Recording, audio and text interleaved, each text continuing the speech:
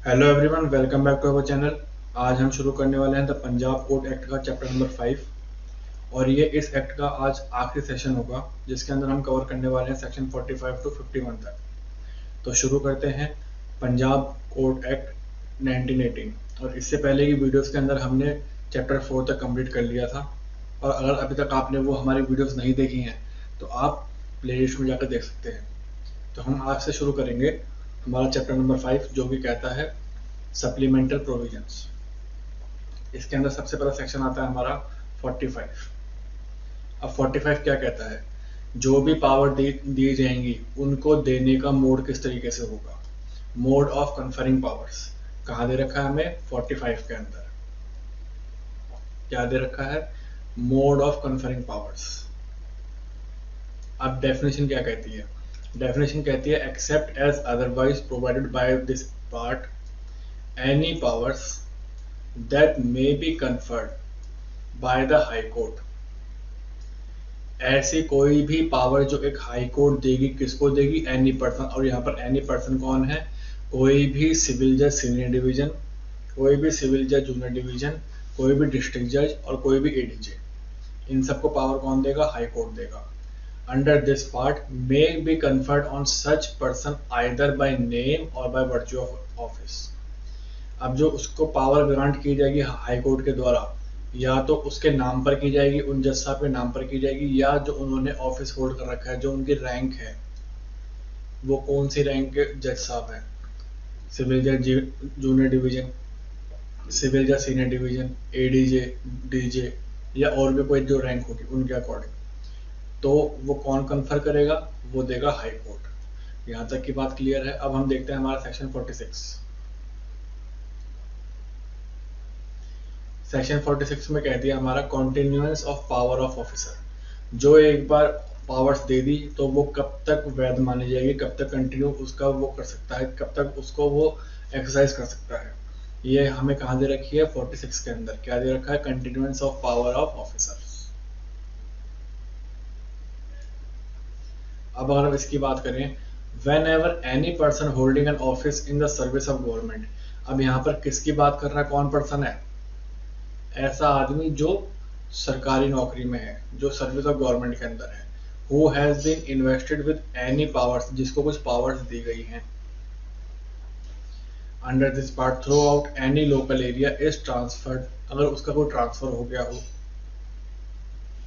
अगर उसकी कोई पोस्टिंग हो गई हो, at any subsequent time to an equal और हायर ऑफिसर। ट्रांसफर हो गया हो। अब ट्रांसफर या तो उसकी सेम पोस्ट हो या उसकी हायर पोस्ट हो गई हो। इक्वल पोस्टिंग और higher posting, higher office of same nature within a like local area. He shall unless the high court. अब यहाँ पर जो मर्जी किसकी चलेगी? हाई कोर्ट की चलेगी। He shall unless the high court otherwise direct or has otherwise directed exercise the same power in the local area to which he is transfer or posted. अब सपोज कर लीजिए किसी जज साहब का ट्रांसफर हो गया है और उनको, अब ये हाई कोर्ट के ऊपर डिपेंड करता है कि जो उनको ट्रांसफर दिया गया है वो जिस लोकल एरिया में गए हैं, नए एरिया में गए हैं, उनको वो जो पावर्स हैं ज़्यादा दी जाए, कम दी जाए या उतनी ही दी जाए। ये कौन सेट करेगा? ये करेगा हाई कोर्ट। और ये सब पावर कौन एक्सेस करेगा? जिनका ट्रांसफर हुआ है वो। अब हम बात करें सेक्शन 47 की।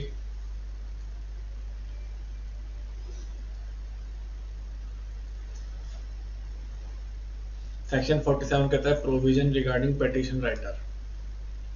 सॉरी 46 ए कहता है, सेक्शन 46 ए कहता है प्रोविजन रिगार्डिंग पिटीशन राइटर। अब ये पिटीशन राइटर कौन होते हैं वो हम इसमें देखते हैं। द हाई कोर्ट में from time to time makes rules consistent with this act and any other enactment for the time being in force. अब पिटीशन राइटिंग के लिए कौन रूल्स बनाएगा? हाई कोर्ट बनाएगा। पहला क्वेश्चन, पिटीशन राइटिंग के जो प्रोविजंस होंगे उसके रिगार्डिंग कौन रूल बना सकता है? हाई कोर्ट बनाएगा। Declaring what person shall be permitted. अब कौन कौन से आदमी इसके अंदर एलिजिबल हैं, कौन कौन से आदमी पिटीशन डालने के लिए एलिजिबल हैं, परमिटेड हैं। वो भी कौन सेट करेगा? हाई कोर्ट करेगा। Declaring what person shall be permitted to act as petition writer, कौन से आदमी पेटिशन राइटर के तौर पर एलिजिबल होंगे in the court of subordinate, कौन सी कोर्ट्स में? सबऑर्डिनेट कोर्ट में। अब ये सबऑर्डिनेट कोर्ट कहाँ पे दे रखी है? सेक्शन 22 के अंदर, जो कि बात किसी करता है सिविल जज सीनियर डिवीजन और सिविल जज जूनियर डिवीजन की। अब हम बात करें clause B, regulating issue of license to such person. अब उन आदमियों को हाई कोर्ट क्या देगी? लाइसेंस देगी कि आप एक पेटिशन राइटर हो तो आपके पास एक लाइसेंस होना चाहिए। और वो लाइसेंस कौन प्रोवाइड करेगा? वो लाइसेंस प्रोवाइड करेगा हमें high court. The conduct of business by them and the scale of fees to be charge by them. और उस लाइसेंस के साथ साथ वो कितनी फीस ले सकते हैं, कितना उनका काम होगा, वो सेट भी कौन करेगा? वो सेट भी हाई कोर्ट ही करेगा। Scale of fees charge by them. अगला अगर हम देखें, determining the authority by which branch of such rules shall be investigated and penalties में बी इम्पोज्ड। अब अगर कोई इन रूल्स का, जो हाई कोर्ट ने बनाए हैं, इन रूल्स का अगर कोई वायलेशन करता है तो उसके ऊपर कितनी पेनल्टीज लगेगी, उसके ऊपर कितना फाइन लगेगा, उसकी तहकीकात किस तरीके से की जाएगी, तो उसका भी जो फैसला है, उसके भी जो रूल्स है, कौन सेट करेगा? हाई कोर्ट सेट करेगा। अब अगर हम बात करें हमारे अगले सेक्शन की, तो हमारा अगला सेक्शन है 47। अब 47 में कह दिया कि छुट्टियां कितनी होंगी, किस तरीके से होंगी, तो वो भी सेट कौन करेगा? हाई कोर्ट करेगा। Control of list of holidays subject to the such general order. अब यहाँ पर हाई कोर्ट क्या पास करेगा? जनरल ऑर्डर पास करेगा। As may be made by chief commissioner, और ये ऑर्डर किसके थ्रू पास किया जाएगा? Chief commissioner of high court. The high court shall prepare a list of days observe in each year as holiday in civil courts subordinate thereto. मतलब civil courts के अंदर कौन कौन से दिन पर छुट्टियां रखी जाएंगी, सबऑर्डिनेट कोर्ट्स पर कौन कौन से दिन पर छुट्टियां रखी जाएंगी, तो इन सब की लिस्ट कौन तैयार करेगा? चीफ कमिश्नर हाई कोर्ट का, वो तैयार करेगा कि एक साल में कितनी छुट्टियां दी जाएंगी, चाहे वो सिविल कोर्ट हो, चाहे वो सबऑर्डिनेट कोर्ट हो। क्लॉज 2 में कह दिया every such list shall be published in official gazette, और ये जो लिस्ट है ये ऑफिशियल गैजेट में पब्लिश की जाएगी। यहाँ तक की बात क्लियर है। अब हम बात करते हैं सेक्शन 47A।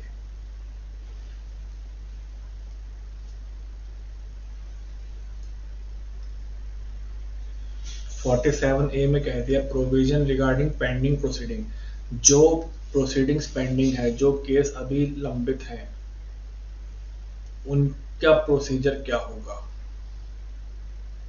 ये हमें कह रखा है 47A के अंदर। ऑल सूट्स, सारे वाद, सारे केस, सारी अपील, सारी रिवीजन, सारी एप्लीकेशन, सारे रिव्यूज, सारी एग्जीक्यूशंस और भी अन्य प्रोसीडिंग, अदर प्रोसीडिंग्स व्हाटसोएवर, चाहे वो सिविल के कोर्ट में हो, चाहे वो क्रिमिनल कोर्ट में हो। कोर्ट कोई सी भी हो सकती है। अब कोई सी भी कोर्ट में कोई सा भी सूट हो सकता है, कोई सी भी कोर्ट में कोई सी भी अपील हो सकती है, कोई सी भी कोर्ट में कोई सी भी रिवीजन हो सकती है, किसी भी कोर्ट में एप्लीकेशन हो सकती है, किसी भी कोर्ट में रिव्यू हो सकता है, और किसी भी कोर्ट में एग्जीक्यूशन हो सकता है, और किसी भी कोर्ट में इनके अलावा भी कोई और प्रोसीडिंग हो सकती है जो कि पेंडिंग है। और कहाँ पर है? In the chief court of Punjab. Pending कहाँ पर है? In the chief court of Punjab. तो यहाँ पर क्या है? Shall be continued and concluded in the high court of judicature at Lahore. अगर कोई ऐसे वाद हैं जो चीफ कोर्ट ऑफ पंजाब के अंदर पेंडिंग है, सूट पेंडिंग है, अपील पेंडिंग है, रिवीजन पेंडिंग है, एप्लीकेशन पेंडिंग है, रिव्यू पेंडिंग है, एग्जीक्यूशन पेंडिंग है, और कोई अदर प्रोसीडिंग पेंडिंग है, चाहे वो सिविल केस के अंदर हो, चाहे वो क्रिमिनल केस के अंदर हो, और अगर वो चीफ कोर्ट के अंदर है पेंडिंग, तो उसका जो कंटिन्यूएशन होगा या उसका जो विस्तार होगा, उसका जो फैसला होगा, वो कहाँ पर किया जाएगा? हाई कोर्ट जो कि कहाँ पर एस्टेब्लिश मानी गई है, लाहौर में। As if the same had in such High Court, the High Court of Judicature Lahore shall have same jurisdiction in relation to all such appeal। तो ये जो भी suit, appeal, application, review, execution और other proceeding है, तो उसके ऊपर किसका जुरिडिक्शन माना जाएगा, हाई कोर्ट ऑफ लाहौर का माना जाएगा। और इन सब को कंटिन्यू करने का अधिकार भी किसके पास है, हाई कोर्ट ऑफ लाहौर के पास है। यहाँ तक की बात क्लियर है। अब हम बात करते हैं सेक्शन 49 की। अब क्योंकि 49 इसलिए क्योंकि 48 रिपील हो चुका है। अब हम बात करें 49 की, amendment of Punjab land revenue act, Punjab tenancy act and Indian fees act. अब पंजाब लैंड रेवेन्यू एक्ट के अंदर अमेंडमेंट हुई है, पंजाब टेनेंसी एक्ट के अंदर अमेंडमेंट हुई है और इंडियन फीस के अंदर अमेंडमेंट हुई है। क्या अमेंडमेंट हुई है वो हम देखते हैं। Section 117 clause 2 of Punjab land revenue act,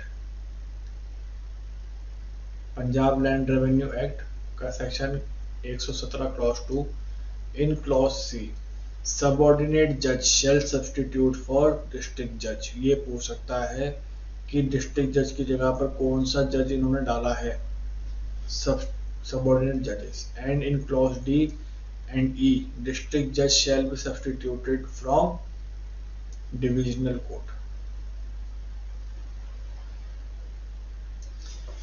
clause C में कह दिया गया है कि डिस्ट्रिक्ट जज सब्स्टिट्यूट कर दिया गया है सबऑर्डिनेट जज से, और क्लॉज डी और ई में कह दिया गया है कि डिविजनल कोर्ट सब्स्टिट्यूट कर दी गई है डिस्ट्रिक्ट कोर्ट से। ये हो गया क्लॉज 1। अब अगर हम बात करें पंजाब टेनेंसी एक्ट के सेक्शन 99 क्लॉज 1 की, तो यहाँ पर डिस्ट्रिक्ट जज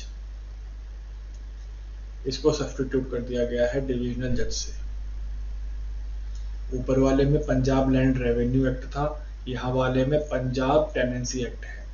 ऊपर वाले में क्लॉज सी के अंदर डिस्ट्रिक्ट जज को सबऑर्डिनेट जज से सब्स्टिट्यूट कर दिया है, और क्लॉज डी और ई के अंदर डिविजनल कोर्ट को डिस्ट्रिक्ट कोर्ट से सब्स्टिट्यूट कर दिया है।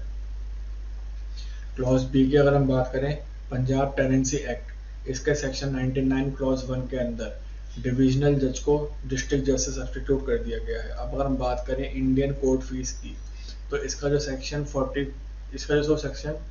7 क्लॉज 5 सब क्लॉज बी है, इसके अंदर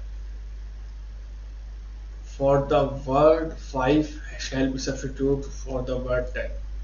10 की जगह अब वर्ड यूज किया जाएगा 5। यहाँ तक की बात क्लियर है। ये आपको वैल्यूज ऐसे याद रखनी पड़ेगी। आपसे ऐसे कैसे क्वेश्चन पूछ लेगा कि जो पहले 10 था इंडियन कोर्ट फीस के अंदर, वो अब कितना है, तो अब वो है 5। अब हम करते हैं सेक्शन 50।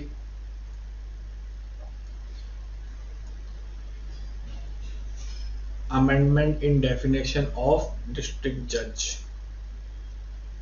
इन पंजाब जनरल क्लॉज एक्ट। इससे पहले हमने कौन कौन से एक्ट पढ़े थे सेक्शन 49 के अंदर, पंजाब टेनेंसी एक्ट और पंजाब लैंड रेवेन्यू एक्ट। अब हम 50 में कौन सा देखेंगे, पंजाब जनरल क्लॉज एक्ट। अब इसके अंदर क्या कह दिया, for the definition of district जज, section 2 clause 15 of Punjab general clause act. अब आपसे पूछ लेगा पंजाब जनरल क्लॉज एक्ट में डिस्ट्रिक्ट जज की डेफिनेशन कहाँ गिवन है, सेक्शन 2 क्लॉज 15। अब फॉलोइंग शैल बी सब्स्टिट्यूटेड, कुछ शब्द सब्स्टिट्यूट किए गए हैं। डिस्ट्रिक्ट जज शैल मीन द जज of principal court of original jurisdiction, और ये बात इस एक्ट में कहाँ दी गई है, सेक्शन 24 के अंदर। और डिस्ट्रिक्ट जज पंजाब जनरल क्लॉज एक्ट में कहाँ दे रखी है, 2 क्लॉज 15 के अंदर। But shall not include the high court, लेकिन हाई कोर्ट इंक्लूड नहीं है in exercise of is ordinary और extraordinary original civil jurisdiction. यहाँ तक की बात क्लियर है। अब हम बात करते हैं हमारे इस सेशन का लास्ट सेक्शन, और इस पूरे एक्ट का लास्ट सेक्शन, सेक्शन 51।